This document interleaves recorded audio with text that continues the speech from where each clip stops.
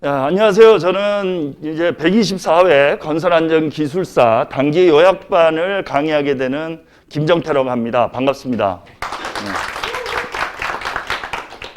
이제 건설안전기술사가 이제 최근 여러분들이 관심을 많이 가지셔서 많이 시험도 많이 보시고 또 여러분들이 이제 합격자도 이제 많이 배출이 됐습니다. 그래서 저희 이제 본 강의는 건설안전기술사 단기 요약반으로 강의를 시작을 합니다. 단기 요약반은 제가 이제 일정을 잠깐 말씀을 드리면 1, 2교시 여기 이제 좀 내용이 좀 이제 변경은 될 텐데요. 한 12시까지 저희가 건설안전기술사에 대한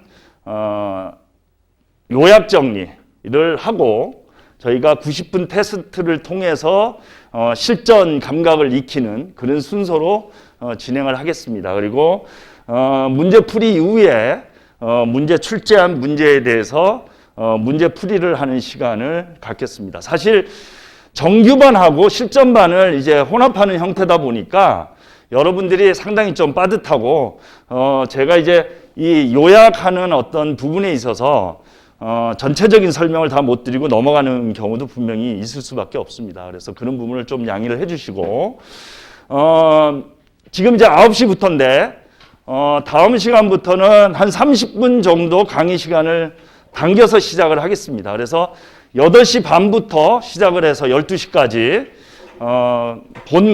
단기 요약 설명을 하고 문제풀이를 하는 시간으로 갖겠습니다. 저희가 강의 교재는 여기 이제 기존에 이제 제 강의를 들으신 분들은 제가 그 밴드의 서브노트를 다 이제 올려드렸습니다. 그리고 여러분들 또 새로 오신 분들은 아마 이제 그 건설안전 21세기 건설안전 기술사 책을 이제 받으셨을 거고요.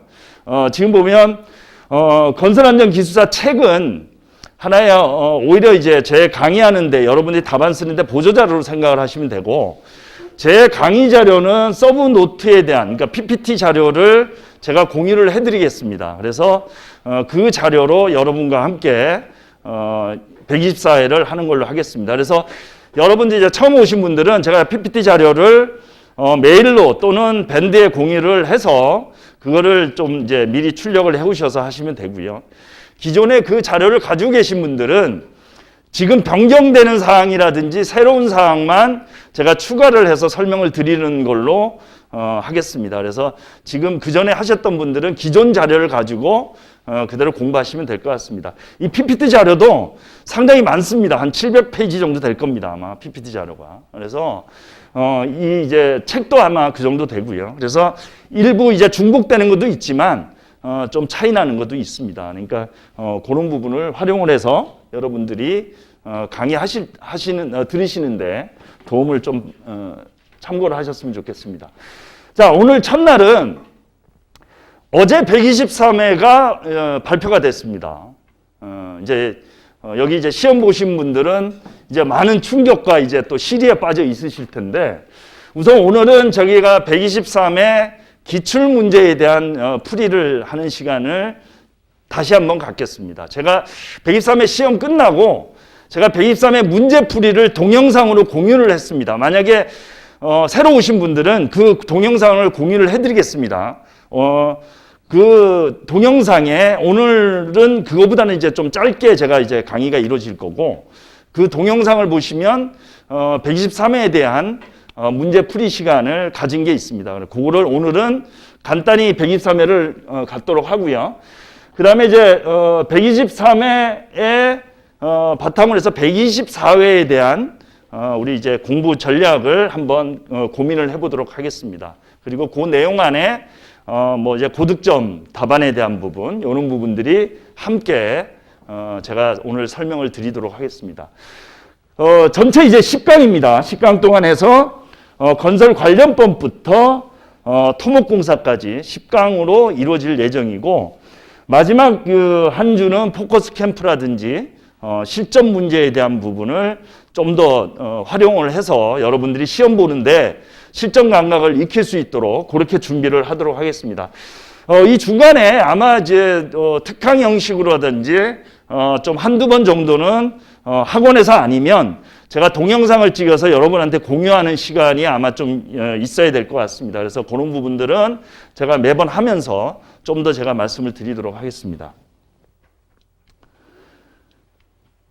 자, 이제 우선 이제 개론 시간으로 이건 짤막하게 제가 말씀을 한번 드리겠습니다. 제가 지난번 여기에 이제 시험 보는 분류들이 많이 있으십니다.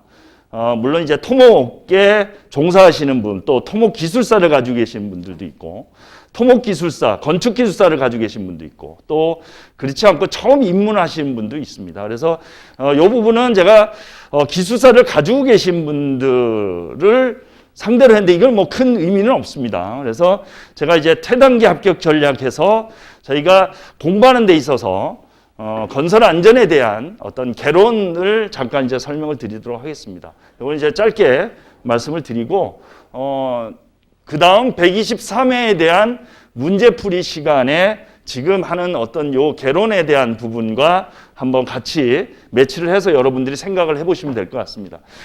자, 우선 건설안전기술사의 특징부터 한번 살펴보도록 하겠습니다. 특징, 그 다음에 이제 접근 전략, 그 다음에 출제 경향 분석, 그 다음에 합격 전략, 이런 식으로 한번 제가 오늘 말씀을 한번 드리겠습니다.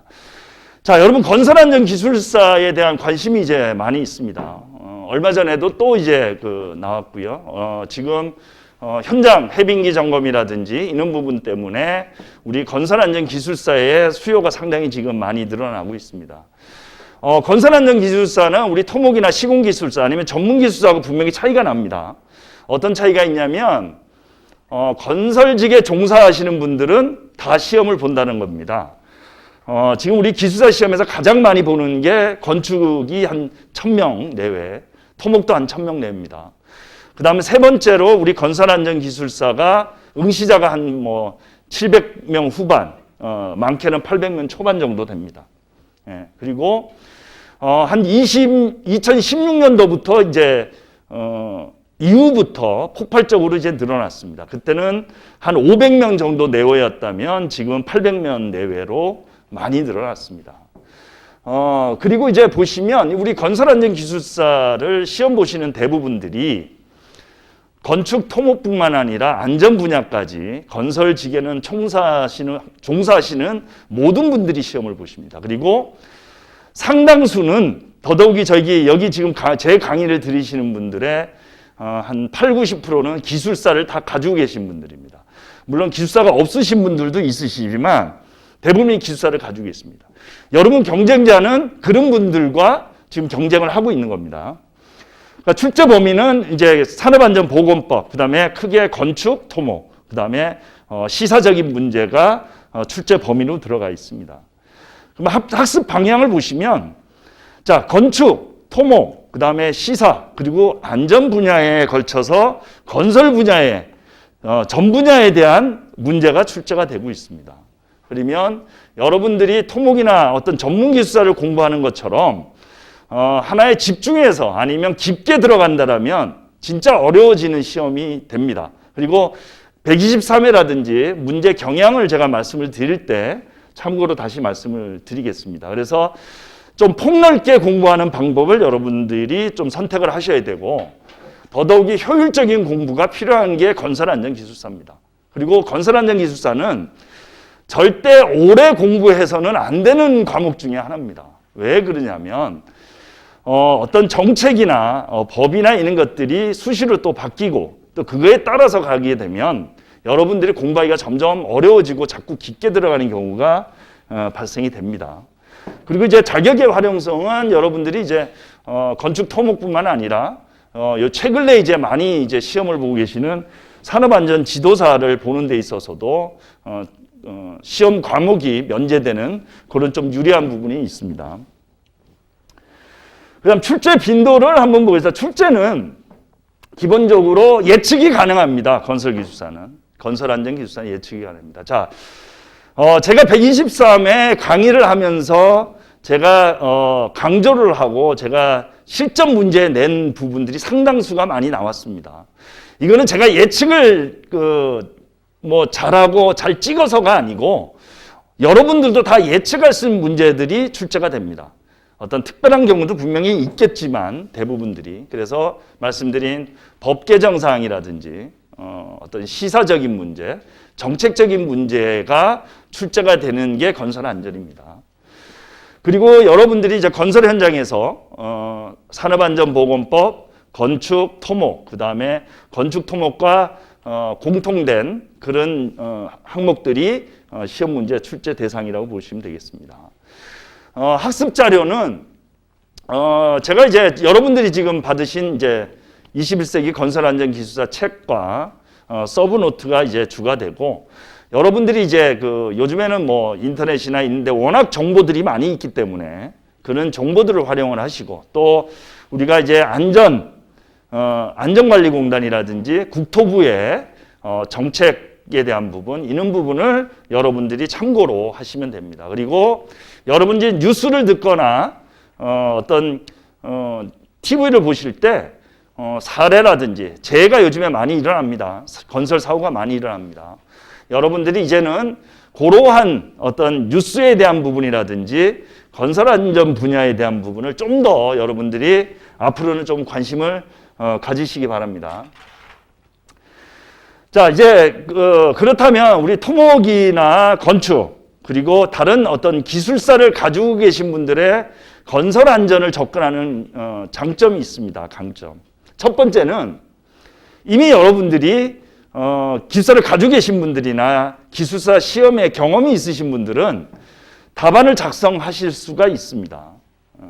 처음 하시는 분인데 아마 여러분들이 건축이나 토목 시공을 공부하실 때 한번 되돌아보면 답안을 작성하는 데까지 할애하는 공부 시간이 상당히 많습니다. 근데 여러분들은 이미 그런 부분에 대해서는 이미 경험을 하셨기 때문에 시간 관리하고 실수 관리에 대한 부분은 여러분들이 충분히 가능하십니다. 두 번째, 건축 토목의 어떤 차별화 답안이라든지 공통 아이템이라든지 이런 부분에 대해서도 여러분들이 충분히 학습이 되어 있기 때문에 여러분들이 전문 기술사 또는 다른 기술사를 접근하는 것보다는 훨씬 효율적으로 공부를 한다면 단기 안에 합격할 수 있는 조건은 여러분들한테 충분히 갖춰져 있다고 생각을 합니다.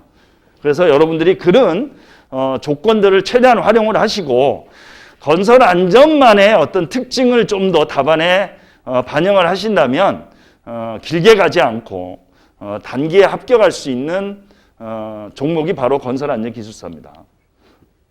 자, 그러면 이 강점 대신 단점도 있습니다. 단점이 강점하고 같다고 보시면 됩니다. 여러분들이 이미 답안을 작성을 하셨고 시공의 기술사에 이제 익숙한 답안들입니다.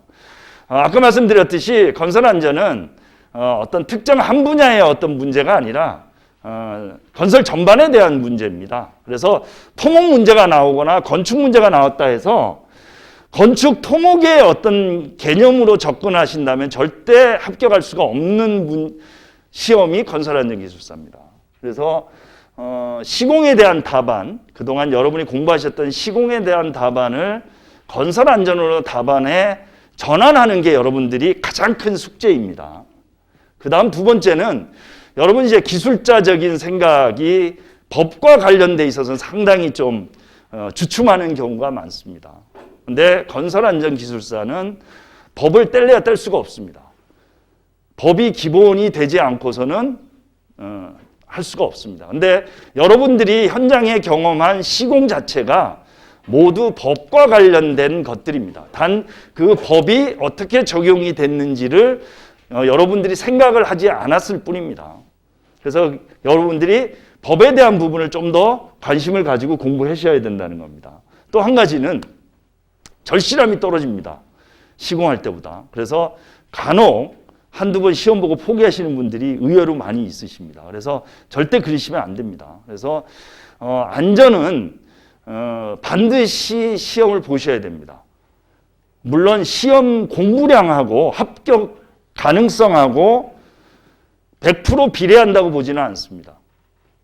왜냐하면 시험 출제 분야가 워낙 많기 때문에 어느 한 분야는 저랑 맞는 분명히 시험이 나올 수가 있습니다. 그리고 내가 못 썼다 하더라도 점수는 모르는 겁니다. 왜냐하면 여러분 답안을 다 채우고 오히려 기존에 틀박힌 답안이 아니면 오히려 더 고득점을 받을 수 있는 항목이 바로 건설안전기술사입니다. 자, 여기 이제 제가 5년간 그 경향을 한번 분석을 했습니다. 물론 좀 이제 화면이 좀 흐리긴 하지만 저희가 이제 자료를 나중에 한번 보시면 될 것 같습니다. 자, 최근 5년간 분석하는 이유가 좀 몇 개가 있습니다. 예, 왜냐하면 2018년, 2019년도에 산업안전보건법이 전부 개정이 됐습니다. 그래서 지금 여기에 일반 안전과 기술 안전으로 구분을 했습니다. 자, 일반 안전이라면 우리가 건설 관련법과 인간공학 또는 산업공학에 해당되는 부분이 인간공학, 그 다음에 가설공사입니다. 요 세 개 항목은 우리가 이제 현장에서나 법과 관련된 부분이라고 보시면 될 것 같고요. 여기 기술공통, 건축, 토목 분야는 우리가 하는 어떤 기술 분야의 안전이라고 보시면 되겠습니다. 여기 이제 한번 주의 깊게 한번 보셔야 될 부분들이 출제 비율에 대한 부분입니다. 물론 이게 판단하는 사람에 따라 좀 차이는 날 수는 있습니다. 그렇지만 출제 비율을 보시면 2016년도에는 일반 안전의 비율보다 기술 안전 비율이 월등히 많습니다. 한 뭐 6대 6.2대 뭐 3.5 그렇죠? 예, 그 정도의 비율. 자, 최근 20년도에 보면 오히려 일반 안전에 대한 비율이 점점 높아집니다. 35%에서 53%까지 점점 높아지고 있습니다. 자, 이게 가장 큰 영향이 2019년도 법 개정 사항에 대한 부분, 그 다음에 최근 건설 안전 그리고 사회 안전에 대한 이슈가 많이 되기 때문에 그래 그 문제가 결국에는 우리 건설 안전 기술사 시험에 지금 반영이 되고 있다는 겁니다. 그래서 최근 5년간 평균을 보시면 기술 안전이 50%, 일반 안전이 48%입니다. 거의 이제 기술 안전이 좀 많고 최근 2년간 분석을 보시면 42%에 53%가 됩니다. 그래서 일반 안전 분야가 좀 더 많다라는 거고요. 또 반대로 이 빨간 거를 표시를 한번 보시면 건설 관련법 인간공학은 여러분들이 접하기, 그러니까 건설 안전 분야를 공부하지 않으면 사실 접하기가 상당히 어려운 부분이고요. 3번부터 가설공사부터 통업 분야는 여러분들이 현장에서 항상 접하고 있는 겁니다. 그 비율을 보시면 그 비율 역시 60%가 넘어갑니다. 물론 법을 모른다 하더라도 여러분들이 현장에 경험한 걸로 문제를 푼다 하더라도 60% 이상은 여러분들이 아는 문제가 나온다는 것입니다. 그렇기 때문에 여러분들이 이 경향 자체가 여러분들이 그냥 지금 처음 시작한 분들이 시험을 보러 간다 하더라도 충분히 풀 수 있는 문제가 한 60%는 된다는 겁니다. 그래서 처음 시작하는 분들이 예를 들어서 123회 문제를 한번 보신다라면 내가 지금 현 상태에서 답안을 작성을 한다는 전자에 풀 수 있는 게 몇 개인지를 한번 보시면 아마 50% 이상은 여러분들이 어느 정도 들었거나 문제를 적을 수 있는 정도의 문제가 출제가 된다라는 겁니다. 그래서 이제는 앞으로는 법과 관련된 부분의 비중이 점점 이제 늘어나고 있는 그런 추세입니다. 그래서 이제 그렇다면 이제 이런 걸 토대로 여러분들이 이제 건설안전기술사에 도전을 하게 됩니다. 그러면 여러분들이 이제 해야 될 부분들이 지금 요 네 가지로 크게 볼 수가 있겠습니다. 앞에 말씀드린 기술사를 가지고 계신 분들의 장단점을 토대로 본다면 여러분들이 토목이나 시공기술을 가지고 계신 분들의 시공 답안이라면 건설안전의 특징이 담겨 있는 답안으로 전환을 해야 된다는 겁니다. 그게 사실은 가장 어려운 숙제입니다. 이따가 또 설명을 드리겠지만 문제 자체가 토목 문제인지 시공 문제인지 구분이 안 되는 경우가 대부분입니다. 그런데 나도 모르게 답안은 시공 답안으로 흘러가는 경우가 많이 있습니다. 그래서 그런 부분에 대한 여러분들이 생각이나 그 생각이 답안에 반영이 될 수 있도록 여러분들이 반복적으로 이제 학습을 하는 겁니다. 그리고 우리 시공의 공통 아이템 역시 이 뜻이 안전의 공통 아이템 또는 차별화 아이템을 만들어 가야 된다는 겁니다. 기본적으로 안전에 대한 부분은 물어본 거에 대한 거는 웬만하면 다 쓰실 수 있습니다. 그런데 물어본 거 외에 안전과 관련된 연관성에 대한 답안을 작성하기 위해서는 나름 여러분들이 차별화된 답안, 공통 아이템을 여러분들 것만으로 만들어 가지고 가야지 된다는 겁니다. 대표적인 게 뭐 위험성 평가라든지 아니면 표준 안전 지침 또는 우리 현장에서 사용하고 있는 체크리스트나 이런 부분들을 여러분들이 활용을 하시면 됩니다. 그리고 건설 관련법은 여러분들이 선별해서 공부를 하시면 됩니다. 자, 우리 산업안전보건법부터 시작해서 보건규칙 시행령도 있습니다. 그리고 우리 건설진흥법 그리고 시설물안전법, 지하안전법, 지금 또 중대재해처벌법까지 있습니다. 그걸 여러분들이 다 볼 수가 없습니다. 그렇기 때문에 그 법에 대해서는 여러분들이 선별적으로 한다. 특히 법 개정사항 그리고 최근 이슈가 되는 문제, 정책적인 문제 이런 부분들을 우선순위를 정해서 공부를 하셔야 됩니다. 여러분들이 법 자체를 처음부터 이렇게 본다라는 것은 쉽지가 않습니다. 그렇죠? 그래서 그런 부분에 대한 우선순위를 정하셔서 공부를 합니다. 자, 저 역시 그렇게 강의를 하고 있습니다. 그렇기 때문에 그런 부분에 있어서는 저를 따라오시고 부족한 부분이 있다라면 여러분들이 기본적인 그 국가법령 사이트에 들어가셔서 한 번쯤은 확인을 한번 하시는 걸로 공부 방법을 선정을 하시면 될 것 같습니다. 그 다음은 최근 발생한 사고에 대한 부분, 또 말씀드린 정책 이슈에 대한 부분이 중요합니다. 자, 이 4번이 여러분들이 실제 답안을 작성하는데 가장 중요한 부분일 수가 있습니다. 이 4번이 고득점을 받는 키입니다. 키. 그렇죠? 그래서 이러한 키워드 자체가 반영이 돼 있느냐 없느냐에 따라서 건설 안전의 당락이 결정이 될 수도 있고 고득점의 답안이 될 수도 있는 부분들입니다. 그래서 이 네 가지 부분을 여러분들은 항상 염두에 두시고 공부를 하시기 바랍니다. 자, 첫 번째 이제 시공 답안하고 안전 답안에 대한 변화에 대한 부분을 한번 살펴보도록 하겠습니다. 자, 123회를 제외한 작년까지 문제를 토대로 한번 뽑아봤습니다. 자, 여러분 건축 시공의 가장 공통적인 게 콘크리트 문제입니다. 그렇죠? 콘크리트 문제는 건설 안전은 타설, 양생, 유지관리 시에 대한 재위험 또는 안전대책, 안전점검에 대한 문제가 나옵니다. 자, 그러면 토목에서는 설계 재료 시공에 대한 콘크리트 문제가 나옵니다. 굳은 콘크리트, 굳지 않은 콘크리트. 그죠? 예. 공법 문제는 건설 안전에는 시공 단계별 위험 요소 또는 재유형으로 문제가 나오고 우리가 토목 건축에는 공법의 종류, 원인 및 대책의 순으로 여러분들이 문제가 나오고 여러분이 답안을 서술합니다. 그리고 공법의 재유형, 재안전대책으로 서술한다면 시공은 시공시 유의사항, 시공시 중점관리 대상 뭐 이런 식으로 여러분들이 답안을 작성을 하게 됩니다. 자, 문제점 요인을 한번 보겠습니다. 자, 건설 안전은 문제점 요인의 비중이 상당히 많이 있습니다. 그래서 문제점은 재유형 또는 재원인 아니면 위험 요소 또는 시공 단계별 재유형의 이런 형태로 문제가 출제가 되고 문제를 풀어 나가시는 거고 우리 건축 시공은 문헌대해서 문제점 원인 대책 또는 현장의 중점 관리 사항으로 여러분들이 문제를 풀어 나갑니다. 이러한 차이가 있습니다. 자, 그리고 법 개정 사항을 한번 보겠습니다. 법 개정 사항은 여러분들이 이제 건설 안전에 있어서는 반드시 들어가야 되는 사항입니다.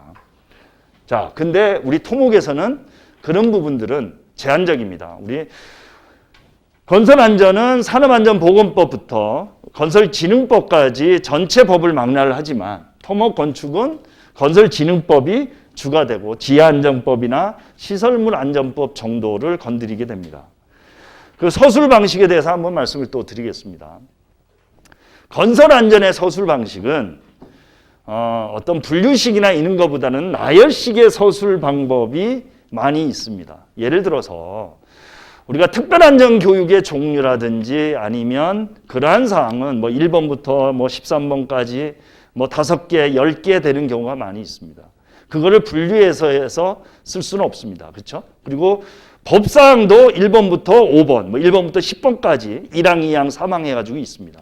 그거를 분리해서 할 수는 없습니다. 그러면 당연히 그런 부분에 대한 답안은 나열식으로밖에 설수가 될 수가 없습니다. 그렇죠? 근데 우리 토목에서는 어떤 시공 단계별 또는 시공 위치별로 해서 분류를 하거나 구분을 해서 답안을 작성할 수가 있습니다. 이제 그런 어떤 답안 형태의 차이도 서술 방식에 있어서는 여러분들이 조금은 변화를 주셔야 되는 그런 부분들입니다. 그리고 이제 안전에 대한 문제를 한번 보겠습니다. 이게 기출문제입니다. 기출문제를 시공에 대한 문제, 그 다음에 안전에 대한 문제를 한번 보도록 하겠습니다. 자, 건설안전의 콘크리트에 대한 문제를 한번 보겠습니다. 117회에 펌프카를 이용한 콘크리트 타설 시 위험 요인 재해 안전 대책입니다. 자, 이번 문제에도 콘크리트 타설 시 123회 콘크리트 타설 시 거푸집 동바리의 붕괴에 대한 문제가 나왔습니다. 자, 토목시공은 콘크리트 압송에 대한 문제, 압송 작업 시 발생할 수 있는 문제점 대책입니다. 자, 물론 여기에 재유형이라는 말이 나오기는 했지만 이 문제가 똑같이 안전에 나올 수가 있습니다. 실제 그렇게 나옵니다. 문제점 대책이라고 나올 수도 있습니다. 자, 이 두 문제의 유형은 거의 똑같다고 보시면 됩니다. 그렇죠? 단 여기는 위험 요인 재유형별이라고 집어줬지만 그렇지 않고 건축 토목에 나오는 문제가 똑같이 건설의 안전에 나왔을 때 과연 여러분들이 어떤 차별화로 답안을 작성할 수 있을지를 고민을 좀 한번 해보시면 됩니다. 자, 그렇죠? 자, 그 다음에 공법 유형입니다. FCM에 대한 문제가 나왔습니다. 공법의 특징과 가설 시 안전 대책입니다. 자, PS 박스에 대한 부분이 나왔습니다. 가설공법의 종류와 특징, 시공시 유의사항이라고 나왔습니다. 여기에 안전이라는 거하고 시공시 유의에 대한 부분만 차이가 날 뿐이지 똑같은 문제입니다. 그렇죠? 그러면 시공에 대한 문제와 안전에 대한 문제를 어떻게 차별할 건지를 고민을 하시면 됩니다. 자, 터널 문제입니다. 여굴에 대한 원인과 최소화 대책에서 나왔습니다. 그죠? 안전에 나온 문제입니다. 원인과 최소화. 자, 여러분, 진행성 여굴에 대한 원인과 방지 처리 대책에 대해서 나왔습니다. 문제가 똑같습니다. 그러면 이 문제를 여러분들이 어떻게 안전으로 접근할 수 있냐에 대한 게 여러분들이 이거는 공부가 아니고 답안 틀에 대한 여러분들이 연습이고 반복적인 훈련이라고 표현하면 좀 그렇고 그렇습니다. 그래서 이런 부분들이 문제가 출제가 됩니다. 자, 이런 부분들이 여러분들이 건설 안전으로 답안을 만드는데 가장 힘든 문제들입니다. 그런데 이런 문제가 나오면 여러분들은 또 가장 좋아하는 문제입니다. 내가 쓸 수가 있으니까. 그래서 자신 있게 답안을 썼다고 하는데 점수는 안 나오는 게 바로 이러한 문제들입니다. 그렇기 때문에 여러분들이 시험을 보시면 이러한 문제 때문에 안전에 대한 방향성을 잃는 경우가 많이 있습니다. 실제 그렇습니다. 자, 그 다음에 건축공사를 한번 보겠습니다. 건축공사의 가장 많이 나오는 데크 플레이트입니다. 데크 플레이트 재유형 시공 단백을 고려사항 문제점 안전관리 나왔습니다. 이게 120회 나왔습니다. 자, 122회 건축시공기술사의 데크 플레이트 종류와 시공시 유의사항에 대해서 나왔습니다.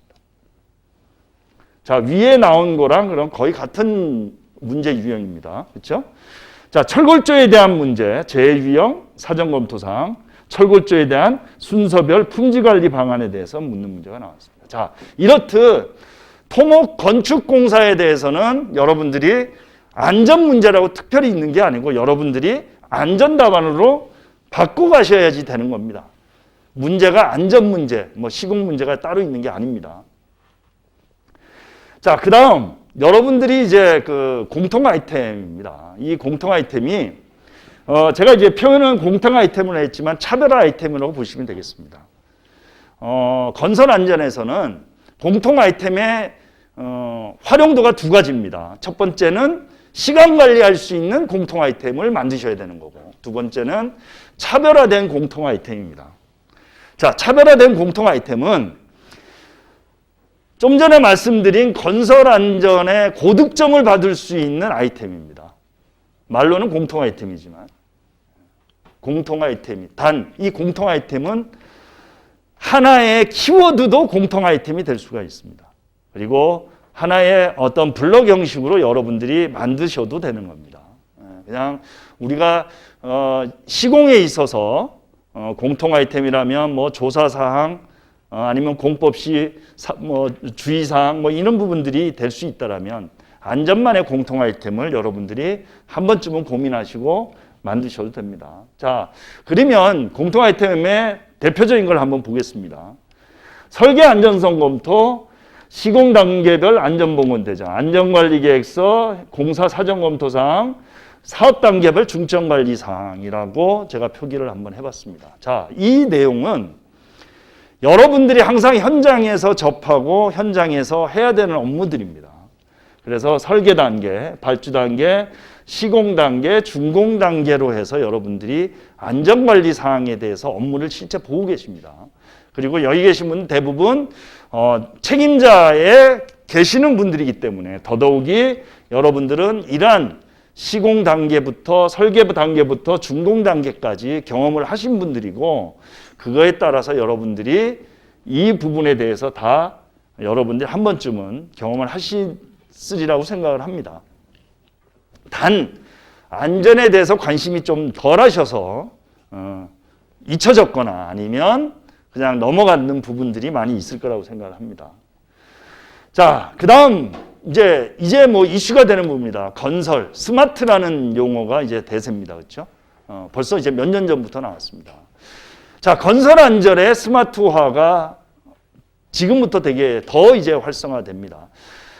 불과 이제 며칠 전, 어젠가 며칠 전에 또 스마트 건설에 대한, 또 스마트 건설 장비에 대한 부분들이 이제 활성화를 하기 위해서 지금 정책적으로 계속 지금 나오고 있습니다. 이 스마트 건설 안전 분야입니다. 벌써 한 4, 5년 됐죠? 우리 가장 스마트에 대한 부분이 가장 많이 이제 빨리 적용돼 BIM에 대한 부분. 자, 건축에 대한 BIM은 옛날부터 했지만 우리 건설 분야의 BIM에 대해서는 이제 최근 내에 정책이 수립되고 앞으로 진행이 되고 있습니다. 그래서 그 전에 BIM, 뭐 IoT, 그렇죠? 드론. 자, 이제는 드론이 안전 점검에 가장 일반화되어 있는 방법이 또 드론입니다. 그리고 스마트에 대한 건설 장비 내지는 계측 장비에 대한 부분이 요즘에 이제 대세가 이루어지고 있습니다. 그리고 역시 교육에 있어서도 VR을 활용한 가상 체험이라든지 이런 부분이 있습니다. 자, 이제 코로나 때문에 여러분들이 대면 수업이 어려워지고 또 우리 뭐 초등학생부터 대학생까지 비대면으로 수업을 하고 있습니다. 그래서 요즘에 줌이라는 그런 영상 뭐 회의도 하고 많이 하고 있습니다. 자, 123회에 그러한 문제가 나왔습니다. 122회는 코로나 문제가 나왔고 123회는 요즘에 코로나에 대한 문제 때문에 발생하는 교육 방법, 예를 들어서 문제가 필립 러닝이라는 문제가 이제 출제가 됐습니다. 어떻게 보면 우리하고 전혀 상관없는 것일 수도 있지만 이제는 우리가 건설 안전 분야에서도 이제 반드시 적용이 되고 이제 앞으로 활용이 될 수밖에 없는 그런 부분입니다. 우리 교육도 마찬가지입니다. 저희가 122회에 대면 수업을 하다가 나머지는 전부 다 동영상으로 전환을 했습니다. 실제. 그리고 여기 참여하신 분들이 많이 있습니다. 줌으로 해가지고 제가 실전반을 개설을 해서 진행을 했었습니다. 그래서 이번에도 만약에 가능하다라면 특강 형식으로 그런 형식으로도 한번 해보려고 합니다. 그래서 지난번에 줌을 통해서 한 25분 정도가 참여를 하셔서 각자 집에서 줌을 통해서 수업을 듣고 또 실전 반 문제를 풀고 했었습니다. 그래서 그런 부분도 이번에 한번 해보도록 하겠습니다. 자, 이런 부분들이 이제 우리 스마트 건설 안전에서 이제 기본적으로 요즘에는 들어와야 되는 겁니다. 이러한 키워드 자체가 여러분들이 어떻게 보면 기본이 될 수도 있고요. 이제는 어떻게 되면 이런 부분에 대한 부분들이 고득점을 맞을 수 있는 키워드로 보시면 됩니다. 그래서 이거는 가장 일반적인 거. 그 다음에 최근 내에 이 스마트 건설 안전에 대한 부분들이 많이 있습니다. 그래서 그런 부분도 여러분들한테 공유를 하고, 여러분 역시 분야가 많이 있으시기 때문에 그런 부분들이 있으면 밴드나 이런 거를 통해서 서로 공유할 수 있는 그런 부분들 분명히 필요합니다. 그래서 이런 부분들을 좀 이제 하셔야 되고요. 자, 이제 이 부분을 한번 보겠습니다. 우리 이제 그 전에 건설 안전 해가지고 설계 안전성 검토라든지 우리 이제 생애 주기형 안전관리 체계가 전환이 된 게 불과 몇 년 안 됩니다. 그렇죠? 이제 그래서 설계 안전성 검토에 대한 부분이 최근 시험에 많이 나오고 많이 나왔습니다. 그리고 이번에도 문제가 나왔죠. 그 전에는 시공회사 아니면 건설사 또 현장에서 안전을 얘기를 했다면 이제는 계획 단계부터 준공 단계까지 건설 안전을 얘기하고 있습니다. 그렇죠? 그래서 1, 2종 시설물에서 3종 시설물이 생겨나고 요즘에 어떤 현장, 그 다음에 유지관리에 대한 부분, 이런 부분들이 건설 안전에 이제 많이 들어가고 있습니다. 그래서 안전 수요도 지금 이제 많이 늘어나고 있죠. 자, 그래서 시공 중심의 안전에서 생애 주기형 안전관리 체계로 지금 전환이 되고 있고 이미 전환이 됐다고 보시면 되겠습니다. 자, 이러한 부분들, 그 다음에 이제 현장 위주에 대한 부분. 여러분들이 현장에서는 위험성 평가를 매일매일 합니다, 실제. 그렇죠? 이번에도 문제가 나왔습니다. 그 다음에 중점 안전관리에 대한 중점 안전관리 공종도 여러분들이 선정을 해서 관리를 하고 있습니다. 그리고 위험 방지 계획서라든지 안전관리 계획서에 여러분이 현장 대리인이라든지 현장 소장이 가서 심사를 받기도 합니다. 그죠? 이제 오타가 좀 났습니다. 그리고 이제 공종별 표준 안전 지침이라는 게 있습니다. 요거를 이번에는 좀 강조를 제가 하려고 합니다. 자, 여러분들이 현장에 가서 가장 시공에 대한 중심은 설계도서입니다. 그렇죠? 설계도서, 설계서 있습니다. 그리고 시방서도 있고요. 자, 안전에 있어서는 표준 안전 지침이 시방서 역할을 하는 겁니다. 물론 법도 있지만 법 외에 표준 안전 지침이라는 게 있습니다. 이 표준 안전 지침은 우리 굴착공사부터 발파 해체 공사까지 우리 건설공사 전 분야에 표준 안전 지침이라는 게 있습니다. 사실 시공하시면서 이 표준 안전 지침을 보고 하시는 경우는 별로 없습니다. 그렇죠? 그래서 이 표준 안전 지침에 대한 거를 여태까지 한 번도 안 보셨다면 이제는 관심을 좀 가지셔야 됩니다. 자, 예를 들어서 아까 전에 펌프카에 대한 부분 또는 그 콘크리트 타설에 대한 문제를 제가 말씀을 드렸습니다. 자, 실제 시공을 하시면서 펌프카 내지는 콘크리트 타설이 법과 관련돼 있다라고 아시는 분들은 그렇게 많지는 않습니다. 그렇죠? 콘크리트 타설이 법에 규정이 돼 있습니다.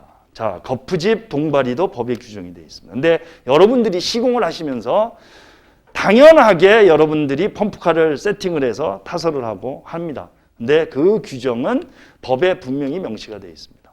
근데 대부분 저도 마찬가지입니다. 시공할 때는 모릅니다. 그 부분을.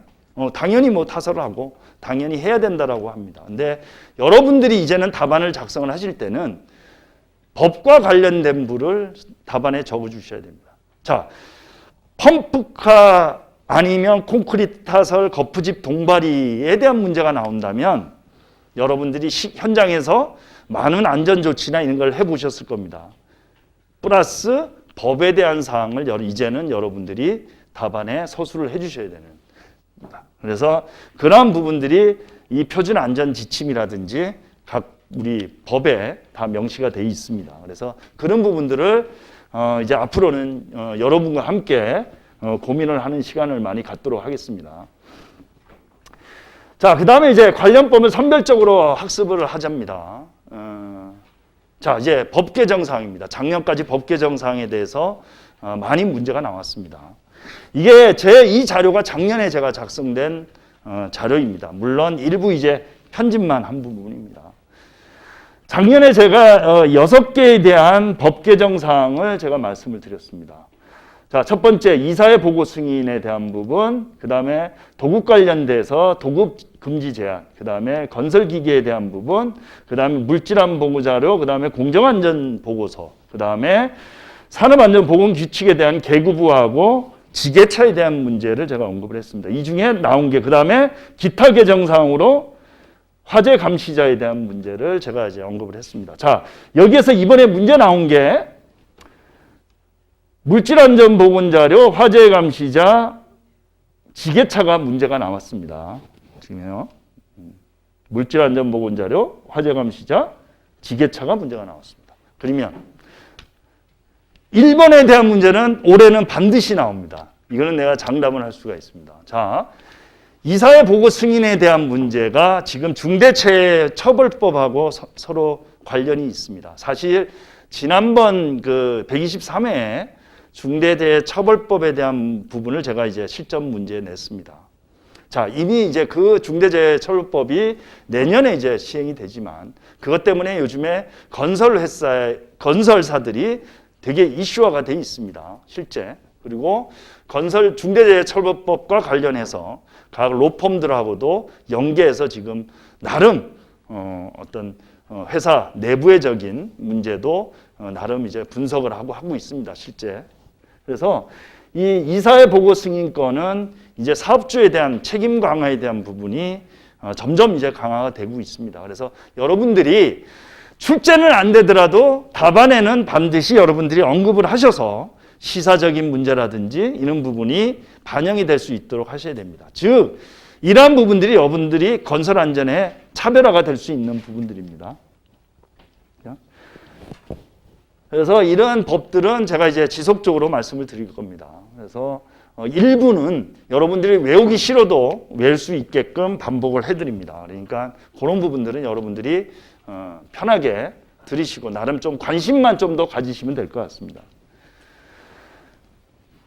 자, 이래서 이제 그 다음 이제 법 개정 사항과 관련된 부분에 대한 문제를 한번 보겠습니다. 자, 이게 이제 문제 출제 패턴에 대한 부분을 제가 좀 설명을 드리겠습니다. 산업안전보건법에 대한 신설 부분이 나왔습니다. 계획, 설계, 시공 단계에서 개정 내용이 있습니다. 그래서 이게 50억 이상에 대한 부분, 그래서 아까 말씀드린 생애 주기형 건설안전 체계 관리에 대한 부분을 법 개정에 이제 반영이 됐습니다. 그래서 기획 단계의 기본안전보건대장, 설계안전보건대장, 공사안전보건대장을 작성하게끔 되어 있습니다. 자, 이게 법이 신설이 되면서 122회, 121회, 120회의 모든 회차에 문제가 다 출제가 됐습니다. 자, 그리고 사내 도급금지 역시 121회에 출제가 됐습니다. 그리고 특수형태 근로자 역시 120회 출제가 됐고, 그 다음에 요번에도 이제 문제가 나왔습니다. 시행령의 점검 횟수에 대한 부분, 요거도 역시 문제가 출제가 됐습니다. 이번에 또 출제가 됐죠. 123회. 자, 이렇듯이 법 개정 사항은 반드시 출제가 된다. 단 그 회차가 아니면 그 1년 안에 내지는 출제가 될 수밖에 없는 부분입니다. 자, 출제가 안 된다 하더라도 여러분들은 이러한 부분들을 공통 아이템 내지는 차별 아이템으로 답안에 쓰시면 됩니다. 쓰시면 됩니다. 그렇죠? 꼭 법이 나와야지 이 문제를 쓰는 게 아니고 여러분들이 이러한 문제들은 여러분들이 답안에 오히려 차별 아이템으로 서술을 한다면 오히려 고득점을 받을 수 있는 지름길입니다. 자, 그 다음 한번 보겠습니다. 여러분이 이제 시공이나 하실 때 이 지하안전법에 대한 지하안전특별법에 대한 문제가 어마어마하게 나왔습니다. 이게 2016년도, 18년도죠. 예, 그래서 17년도에 건설안전, 토목, 시공 웬만한 데는 다 출제가 됐습니다. 지하안전특별법에 대한 부분이 다 출제가 됐죠. 실제. 몇 번씩 출제가 됐습니다. 그리고 시설물 안전법에 대한 3종 시설물 편입에 대한 부분도 역시 계속 출제가 됐었습니다. 그리고 2개 이상 건설공사에 해가지고 안전보건 조정자가 신설되면서 또 출제가 됐고, 위험성 평가에 대한 부분도 출제가 됐습니다. 자, 위험성 평가 역시 이번에도 출제가 됐습니다. 자, 이번에 출제가 됐는데 여러분들이 위험성 평가에 대한 문제가 나왔습니다. 그러면 당연히 차별화 아이템 내지는 키워드로 반드시 근로자가 참여해야 된다는 부분이 들어가야지 점수가 받을 수가 있습니다. 위험성 평가는 가장 중요한 아이템입니다, 여러분들이. 그래서 의외로 여러분들이 제가 답안을 멘토를 하고 답안을 체크해 드리면 위험성 평가를 키워드로 아니면 공통 아이템으로 가져가는 분들이 그렇게 많지는 않습니다. 의외로 많지 않습니다. 그래서 이런 부분도 좀 더 여러분들이 좀 활용을 하시면 여러분들이 좀 고득점 받는데 도움이 될 수 있을 거라고 생각합니다. 자, 그 다음에 건설진흥법에 대한 부분, 설계 안정성 검토라든지 위험 요소 프로파일에 대한 부분이 언급이 되어 있습니다. 이게 건설공사 안전관리 종합정보 시스템이 개설이 되어 있습니다. CSI라고요. 그래서 119회 때 출제가 됐습니다.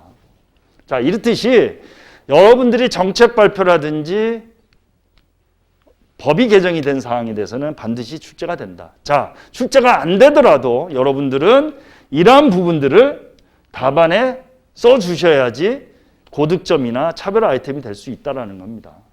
그래서 이런 부분들은 선별적으로 학습을 하시면 됩니다. 여러분이 어차피 이제 저희가 여러분들이 학원에 오셔서 강의를 들으시기 때문에 그런 부분들은 제가 정리를 해서 말씀을 드리고, 이러한 부분들은 여러분들이 오늘부터 시험 보기 바로 전까지 계속 반복적으로 아마 들으시고 하시게 될 겁니다.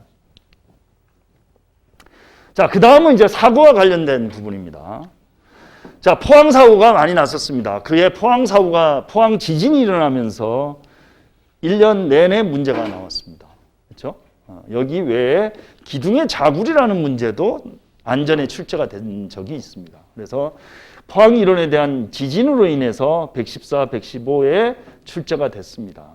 자, 이번에 작년하고 올해 이제 지진에 대한 문제가 이렇게 많이 출제가 안 됐습니다. 이제 한 번쯤은 나올 때가 됐습니다. 그래서 지진에 대한 부분도 이제는 좀 관심을 가져 주셔야 될 것 같습니다.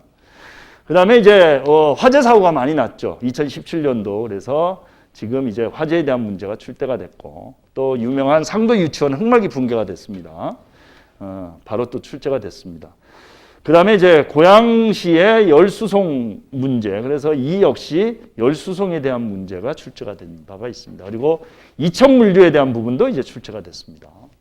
여기에 또 하나 빠진 게 저기 이제 평택을 가다 보면 평택대교가 붕괴된 사고가 있습니다. ILM 공법에 있어서 아마 시공에서도 출제가 된 바가 있습니다. 그거 역시 안전에도 똑같이 출제가 됐습니다. 여긴 지금 여기 있네요. 그렇죠? ILM 공법에 대한 문제가 출제가 됐습니다. 그렇죠? 이것도 똑같이 시공에 대한 문제도 아마 토목 시공에도 출제가 된 바가 있습니다. 자, 코로나 때문에 역시 코로나 문제가 출제가 됐고요. 또 삼성동 대종빌딩 3종 시설물에 대한 부분, 그 다음에 아현동 지하 공동구 화재 사고가 있습니다. 이게 바로 충정로입니다. 제가 이때도 제가 학원을 올 때 여기가 올스톱이 됐었습니다. 파리바게트에 결제도 안 됐었고, 이거는 제가 기억을 하고 있습니다, 실제. 그래서 여러분들이 공동구에 대한 부분들 나왔습니다. 자, 이렇듯이 뭐 신사동 붕괴, 이 문제도 신사동에 건물이 붕괴되면서 사람이 이제 아마 신용부부인가요? 신혼부부인가 누구 이제 어떤 인명사고가 난 적이 있습니다. 똑같이 나왔고요. 그 다음에 용인 타워 크레인에 대한 문제, 이런 부분들이 있습니다. 자, 이렇듯이 사고와 관련된 문제도 반드시 출제가 된다.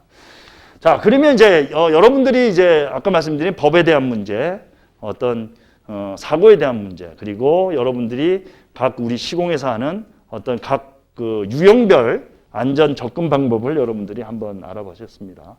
그래서 우리 사이트를 보면 이제 산업안전보건법에 대한 문제, 그 다음에 여러 가지 우리 사이트에 들어가서 볼 수 있는 부분들이 있습니다. 자, 그러면 이제 결론을 한번 맺어보겠습니다. 자, 시공기술사 또는 건설 분야에서 건설 안전에 접근하는 방법은 첫 번째 제가 말씀드린 게 시공 답안에서 안전 답안. 즉, 여러분들이 현장에 계시기 때문에 이 시공에 대한 마인드, 생각을 안전으로 바꿔야 된다라는 겁니다. 그런 부분들 좀 더 여러분들이 관심을 가지시고 하시기 바랍니다. 두 번째, 건설 안전의 공통 아이템. 아까 말씀드린 차별화 아이템을 말씀드렸습니다. 법에 대한 문제 또는 사고, 정책, 이슈에 대한 문제를 여러분들이 관심을 가지고 답안에 서술을 한다면 어느 기술사보다 최단기에 합격할 수 있는 문제입니다. 또 반대로 이걸 하지 않는다면 최장기로 갈 수도 있습니다. 실제 그렇습니다. 그래서 포기하시는 분들도 많이 있습니다. 더더욱이 지금 인원에 대한 부분이 지금 응시자가 지금 뭐 700명, 770 몇 명이죠. 올해 이번에 그렇죠? 거의 800명 전후 정도 됩니다. 대부분이 늘어난 인원이 안전 분야에 종사한 분들이 아니고 건축, 토목 내지는 건설 분야에 계신 분들이 시험을 많이 보고 계십니다. 그렇기 때문에 더더욱이 안전 분야의 기술자, 전문 기술자를 뽑는 건설 안전 기술사는 그 분야 위주의 인원을 찾으려고 할 수밖에 없습니다. 그래서 앞으로 이제 문제 자체가 아까 말씀드린 법이라든지 이런 부분의 중요성이 계속 대두될 수밖에 없습니다. 그렇기 때문에 토목기술사의 강점, 건축기술사의 강점은 시간관리, 실수관리에 강점이 있다라면 그러한 부분을 살려서 차별화라든지 이런 거를 접목을 해서 여러분들이 최단기에 합격할 수 있는 그런 방법을 앞으로 이제 찾아 나가시면 됩니다. 그래서 이제 앞으로 저와 함께 해야 될 10강까지 제가 말씀드린 이거 위주로 여러분들에게 말씀을 드리고 세부적인 기술적인 문제 이런 부분들은 여러분이 제가 이제 깊게 들어가지는 않을 겁니다. 그래서 그런 부분이 만약에 궁금하시다면 너무 깊게는 보지 마시고 폭넓게 공부하는 방법을 우선 선택을 하시기 바랍니다. 자, 좀 쉬었다가 다음도 하겠습니다.